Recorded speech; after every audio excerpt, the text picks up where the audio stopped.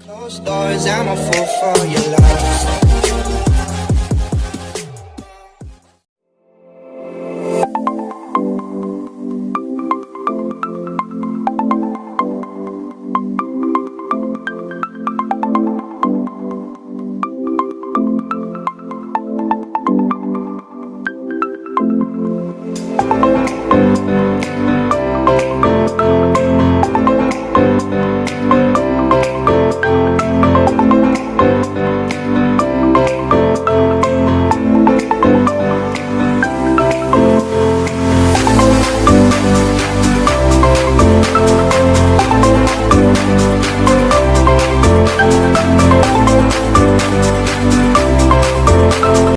Step number 1.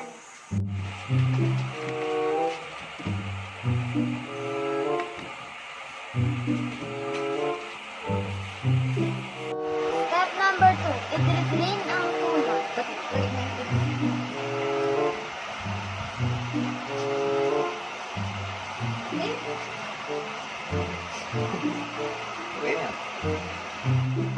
Step number 3. I-crack ang egg.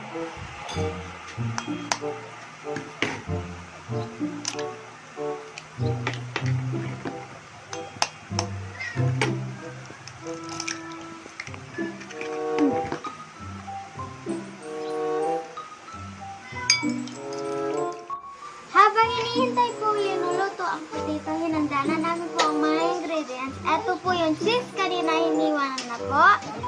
At po yung tuna, at po yung egg, tsaka po yung breadcrumbs.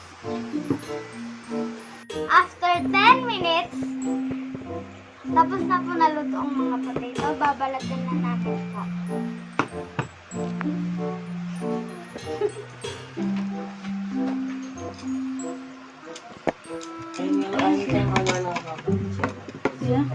Ini. Ada yang baru tiru barang apa tayo panda na mata eh. Balatan! Tapos na po nabalatan ang mga potatoes, i-smash na natin po.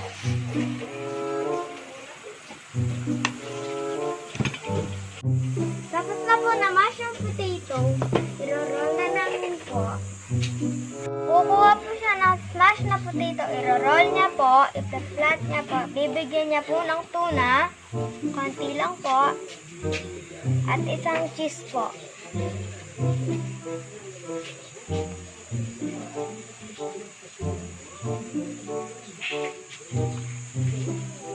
Lalagay niya po sa itlog.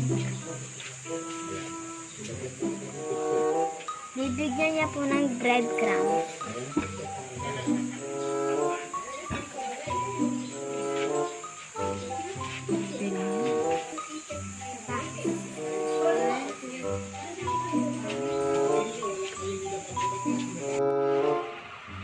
So, tapos na po tayo mag-prepare. So, cooking na.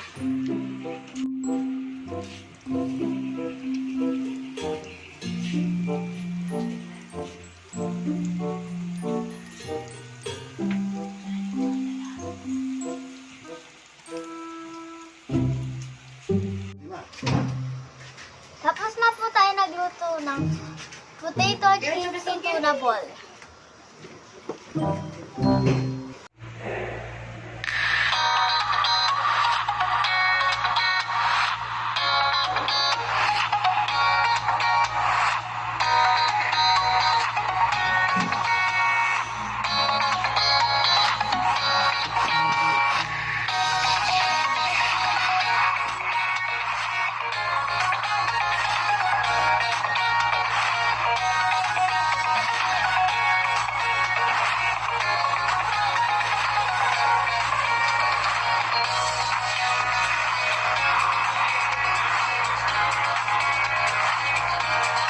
Yeah!